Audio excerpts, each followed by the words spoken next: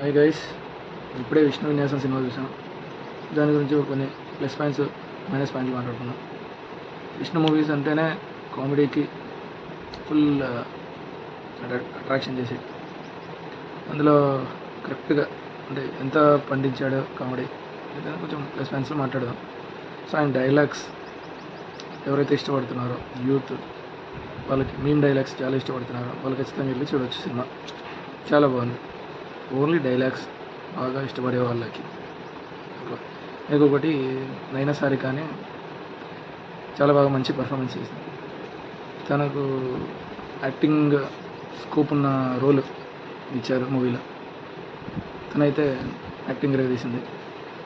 ఇంకా విష్ణు గురించి మనం చెప్పక్కర్లే. విష్ణు అల్లాడిస్తాడు తన కామెడీ టైమింగ్.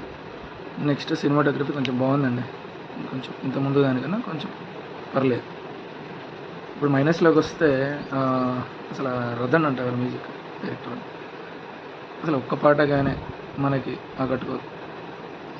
ఏంటి ఈ పాటలు ఏదో నార్మల్ సాంగ్స్ లాగా అనిపిస్తుంది. మనం అంత చెత్తగా ఉందని చెప్పలేం, కానీ ఏదో అసలు ఎక్కవు అసలు మనకి ఆ సాంగ్స్ అయితే. మ్యూజిక్ అనేది ఒక్కొక్క మంచి సాంగ్ ఉన్నా ఇంకా మంచి లెవెల్లో ఓపెనింగ్స్ పడేది ఇంకా బాగుండేది. మ్యూజిక్ అయితే వరస్ట్ అని చెప్పచ్చు. నెక్స్ట్ కొంచెం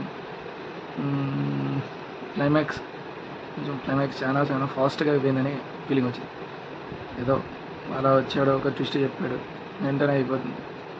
అంటే ఒక మూఢనమ్మకాలని అంత ఫాస్ట్గా అంత సినిమా అంతా 2.5 hours తీసుకొచ్చిందని ఒక చిన్న పాయింట్తో ఎండ్ చేయడం అంటే అంత ఆడియన్స్కి అంత ఎఫెక్ట్ పడలేదనిపించింది. నెక్స్ట్ ఇంకా చూసుకుంటే విష్ణు విన్యాసం అనే టైటిల్ అసలు ఈ సినిమాకి అయితే సరిపోదు. విష్ణు బాధలు అని పెడితే కరెక్ట్ సరిపోయేది. విష్ణు బాధలు మొత్తం సినిమా అంతా మనం ఎక్స్పెక్ట్ చేసేది విష్ణు విన్యాసం అంటే కామెడీ ఎరగదిస్తాడు అనే ఎఫెక్ట్ అనే మైండ్తో వెళ్ళిపోతాం ఆ పేరు చూసి. కానీ అక్కడ విన్యాసం ఏమి ఉండదు.